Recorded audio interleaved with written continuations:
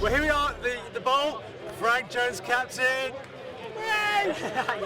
Oh, well, tell me, if you haven't watched the game already, we're going to give it away. What's the score? Yeah, we won 1-0. It was, it's fantastic. It was great to see everyone down. It was like, it's so different when you play in front of that crowd. Like, you win a corner, it like spurs you on. It was amazing. It's a great day for FC Alabama.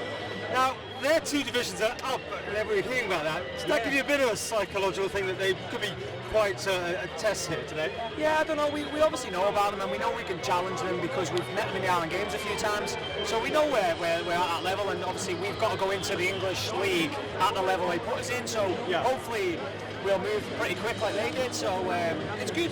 Well, playing back the first half of the minute, their defence looked quite shaky at the beginning. Yeah, I don't know if it's just kind of, how we were saying, like a bit rusty maybe because they haven't played since maybe February, March time, so they've got a way of playing and you can see that, but they look a bit maybe a bit rusty just with not having game time.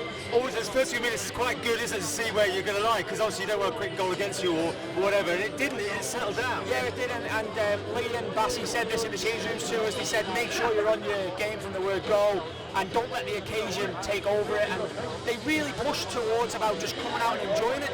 Enjoying the moment because it's like we might not get this again, and I think everyone done that, all 23 players. Okay, well it was a 1-0 and it was a penalty. Now what do you think of that penalty? I actually think it was a penalty, but then the more and more I kind of talked to a few people and I spoke to someone before and they watched it on the telly, they actually thought it was definitely not a penalty. So I haven't actually seen it. I thought Luke got ahead of the goalkeeper, won the ball. Well, we were hearing it was a penalty, you were watching there, yeah. So yeah, that's what I heard, and playing I thought it was a penalty, but then I spoke to a bit. What was the team talk like when we were back in the dressing room at half-time? Yeah, well, we got told at the start of the game that we were going to change and we were going to put another 11 out. So when we actually went in, Chris and Lee come in and just congratulated us, and everyone was obviously over the moon with the performance that we had in the first half, and then they just took over from the other lads to put them out for the second half. And that was you, was it then, Parks? Yeah, that was me then, off the pitch. Was it frustrating to be not taking part at that stage?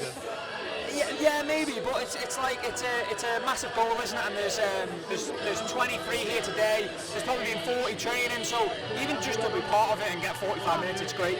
Okay, well, watching the second half, nothing particular, but although it was ramped up, I think everyone was suddenly really on it. They did want to win, didn't they, at that stage? Yeah, definitely, and that's what I think.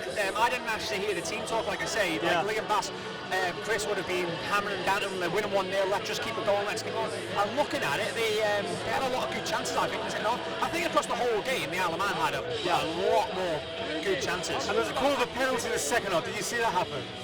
Yeah, and I think that was definitely more of a penalty. Because they didn't get it. Yeah, and I don't know if he's made a mistake on the first one, so he's kind of not give that one maybe. I don't know. I think that was definitely more of a penalty than definitely the first one. We've got to say the crowd must have been fantastic to have that support here today. Oh, it's so fantastic. I've been down here when we played Jersey in the final a few years back, and there was 3,000. I think there was 2,500 in today, and it makes such a massive difference. And we were only saying at half time, all the lads when we got took off, like how good will it be if we get into this league? And when it starts, if we come down here every week and there was that here, it would be amazing every other Saturday to have that kind of support. It does spur you on, like it's really good.